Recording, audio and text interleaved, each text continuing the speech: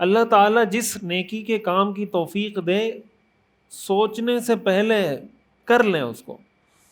قرآن کریم میں آتا ہے وَسَارِعُوا إِلَى مَغْفِرَةٍ مِّن رَبِّكُمْ، اپنے رب کی مغفرت کی طرف ایک دوسرے سے مقابلہ کرو، فَاسْتَبِقُوا الْخَيْرَاتِ، آگے بڑھو ایک دوسرے سے۔ صحابہ کرام رضوان اللہ علیہم اجمعین میں اس چیز کا جذبہ تھا۔ ان کو جو اللہ نے کامیابی دی تھی نا، وہ کامیابی اس بنیاد پہ دی تھی کہ وہ نیکی کے کسی کام میں سوچتے نہیں تھے، پتہ چل گیا شریعت کا حکم ہے، اب جو ہوگا عمل کرنا ہے اس پہ۔ وہ کسی نے لکھا تھا کہ ہمیں پتہ چلے نا کہ یہ کام سنت ہے، یہ کام سنت ہے، ہم اس کا مطلب یہ سمجھتے ہیں کہ اس کو چھوڑنا ہے۔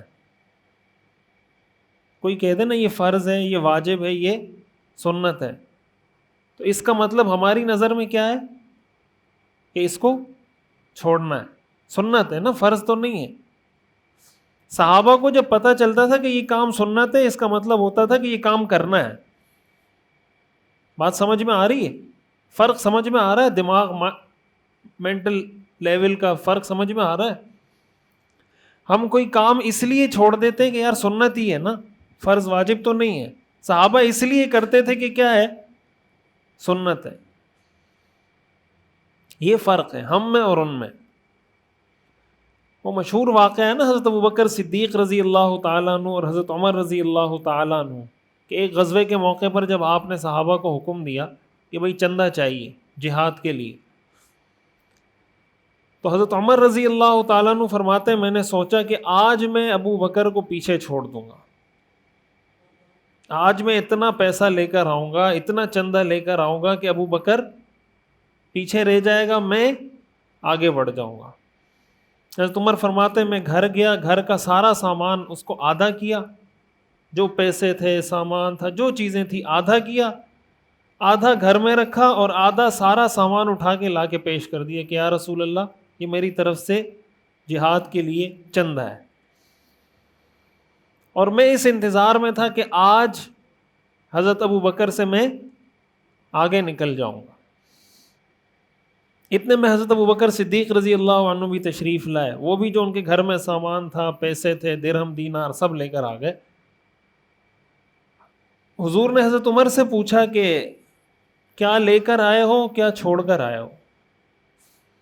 حضرت عمر نے فرمایا کہ آدھا مال لے کر آیا ہوں، آدھا مال گھر والوں کے لیے چھوڑ کر آیا ہوں۔ حضرت ابوبکر سے پوچھا آپ نے گھر میں کیا چھوڑا ہے؟ انہوں نے فرمایا اللہ اور اللہ کے رسول کا نام چھوڑ کر آیا، جو کچھ گھر میں تھا سب لا کے پیش کر دیا۔ حضرت عمر فرماتے ہیں اس وقت مجھے اندازہ ہو گیا کہ میں ابو بکر سے آگے نہیں نکل سکتا، ان سے آگے نکلنا میرے بس کی بات نہیں۔ یہ کیا ہے؟ یہ مقابلہ کر رہے ہیں، ایک دوسرے سے مقابلہ کر رہے ہیں۔ حضرت عمر اور حضرت ابو بکر آپس میں کیا کر رہے ہیں؟ مقابلہ کر رہے ہیں کہ بھائی میں نے زیادہ خرچ کرنا ہے، وہ کہہ رہے ہیں میں نے زیادہ خرچ کرنا ہے۔ ہمارا مقابلہ کس چیز میں ہے کہ میں نے زیادہ جمع کرنے ہیں، وہ کہتا ہے میں نے زیادہ جمع کرنا ہے۔ کہتا ہے میرے 4 بنگلے ہیں، وہ کہتا ہے میرے 5 ہیں۔ وہ کہتا ہے میرے 5 ہیں، یہ کہتا ہے میرے 6 ہیں۔